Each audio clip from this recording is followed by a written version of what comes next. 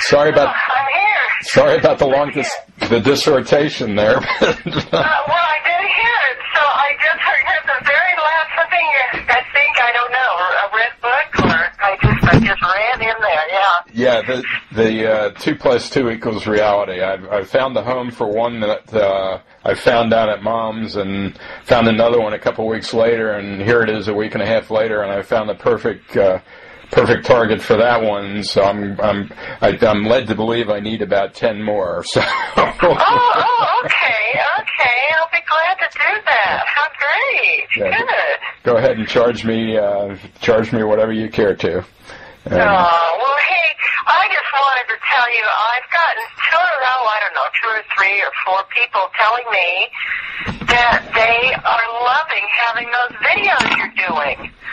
Oh. So I really appreciate that, and I tried to reorganize Bill's website a little bit. It's so makeshift and hokey, but anyway, it seems to work. So, because I do it myself with this old Dreamweaver, and I'm not a computer person. So anyway, it's doing okay though. But I reorganized it, and I put a little section where they can go link over to you to all your to all those videos you've done. So you might be getting new people over there at your gather place. I'm not sure. Yeah, that'd be good. But anyway, I'm linking them over there, and I've gotten lots of, and I guess I can see them on YouTube also. So they're coming through there too. So anyway. Yeah, I just really want to thank you.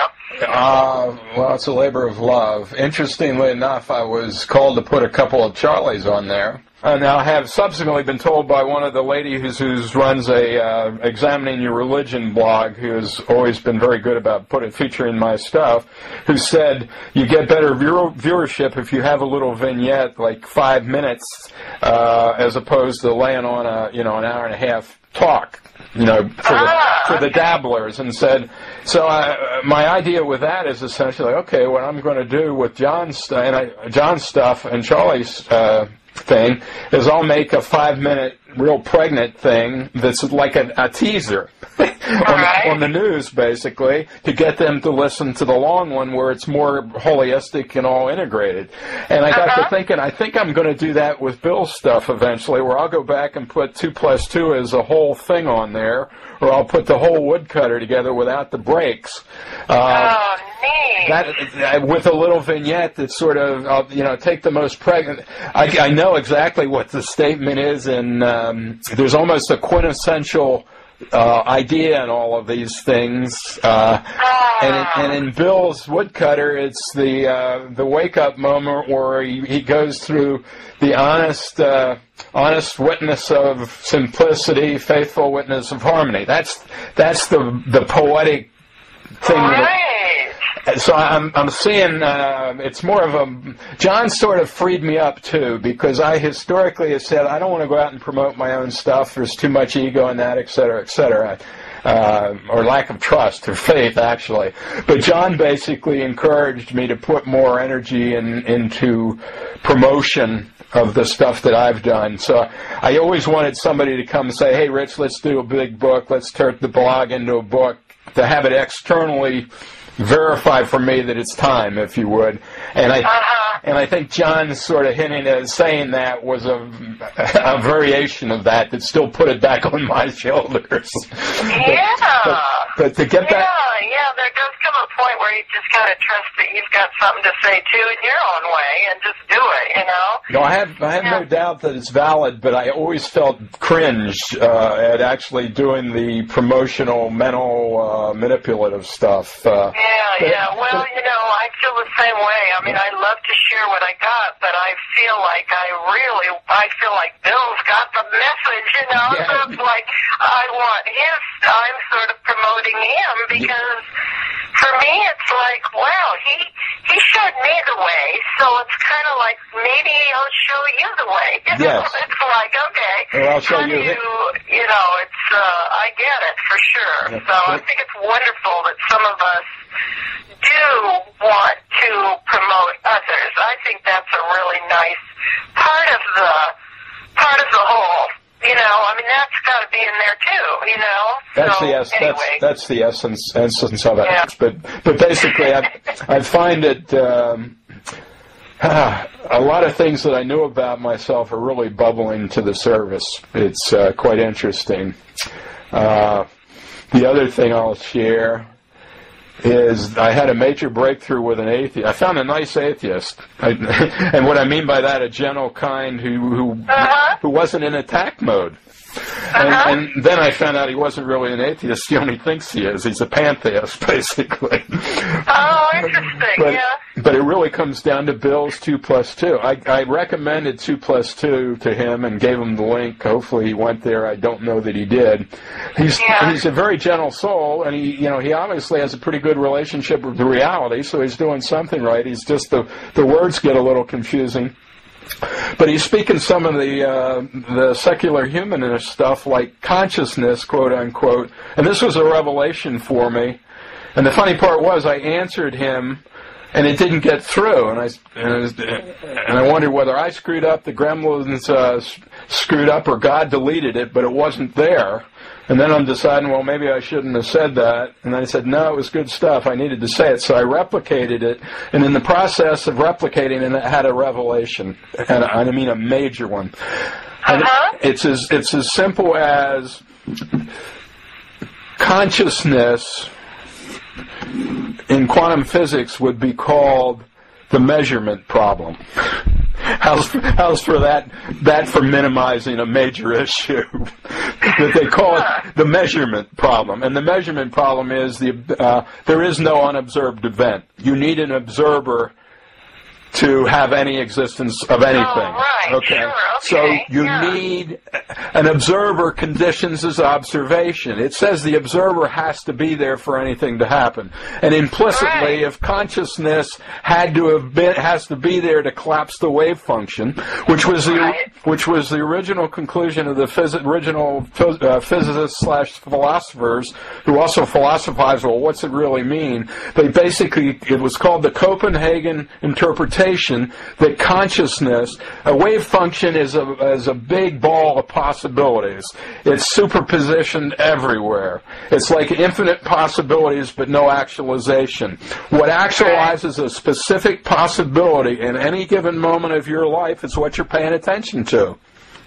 Your attention collapses the wave function. That attention is like a center in a field of awareness. It's a mind, an observing. There's an observing in the field of awareness. When you focus that, it collapses that potential and manifests it. It's almost like a pregnancy where the energy is mama, it's intelligent energy, and you put a seed idea from Papa in there, and mama fulfills the seed and makes it manifest, basically. That's the idea. So consciousness collapse, or observer / consciousness collapse, the wave function. Well, the reason the scientists or the atheists science or secular sciences don't like consciousness is the implication of that is there was a big consciousness. In the beginning was the Word, and the Word was with God, and the Word was God, was there to observe it into being and collapse the universal wave function with a big bang, in which alpha to omega potential became actual all at one time, as in seen from the top down as all one big thing, fully integrated. And you are the witness of that, and that's actually Daddy, just using the words, essentially. So the awareness, Bill uses awareness as consciousness, or self-awareness. Nisargadatta made a distinction. I noticed that on some of these Veda forums when I get into, I don't know where I saw that, but I've seen some discussions between I think even on Urban Cafe where what's his name was hosting. Yes, I first noticed that. They divided consciousness and awareness were two different things, which was really interesting to me because for me they're both the same. It's just like, I am aware, therefore I am conscious. I mean, that's the same thing. Okay, let me tell you how neat this is for me, because conceptually and intellectually, to make it all fit together, you may need to make the distinction. What was beautiful was I was pretty much in the metaphysical nitpicker of splitting that hair whenever I was got down to really nitty-gritty analyzing things to see whether it held water. The beauty of Bill, though, by him using awareness, which for me was the absolute, whenever he says awareness, I refer it to the absolute, but conceptually I know that he's using it as self-awareness, or awareness where awareness is aware of itself. That's the distinction. And this is only for hair splitters, but conceptual hair splitters. They asked Nisargadatta, what's the difference between awareness and consciousness? And his response to that is, and you're going to love this, because it makes a distinction without dividing anything. Awareness is consciousness without an object. Awareness with an object is consciousness. Oh, okay. Okay? Now, the beauty of this... He's saying that there's some big... The before you're conscious. Yes. Before it became conscious. Yeah, non-duality is essentially... Before it became consciousness would be the better way. Right. Okay. Before the things happened. Before the... okay. And it's basically... Before the attributes became cognizable. Right. Okay. Okay, now, the beauty of this thing is it's really a trinity. You got the absolute, the Father, and actually, if you really get down to it, Mama is, absolute, void, infinite, nothing is closer to Mother than Father in terms of, on and off criteria, positive and negative criteria. But in traditional sense, we call it the Father. It's the absolute. It is the absolute potential to be any and all things at all time and space. It's fundamentally awareness, but it's not aware of itself because there's nothing but itself. Right. No object. Okay? That's what non-duality is really pointing to. They will say, stay with the I am, and I am is code for consciousness with a capital C, which is universal consciousness. It's a self-reference, I am. There's a central sense of being that is aware of all the stuff that it sees. Consciousness is aware, awareness is aware of itself is consciousness that is self-aware. Consciousness aware of being conscious, period. And they'll say stop. And they're trying to get your mind back to that base state of awareness or the child state or the first state.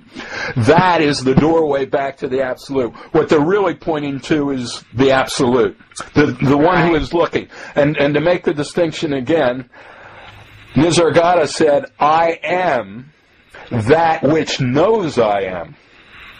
Right. See, there's one step back. And that's what they're pointing to. But you can't get there without going through the child. Or you can't do that without going to the I am is the one on the top of the Deshan Mountain on one foot. That's consciousness. But there's beyond that is the one that cannot be named. So that's the whole thing about this awareness. But the beauty of Bill, he short-circuited, just by the way he made that equivalent to consciousness, my mind would automatically stay with what he was talking about instead of doing the metaphysical avoidance. Oh no, that's awareness. But with him, I just got to the point where they're the same for me. From an operational standpoint, they are effectively the same. From a mental, conceptual computation standpoint, you have to make the distinction. And that's what's going on with the non-dualists. They're really pointing to beyond I am. Even I am is a concept.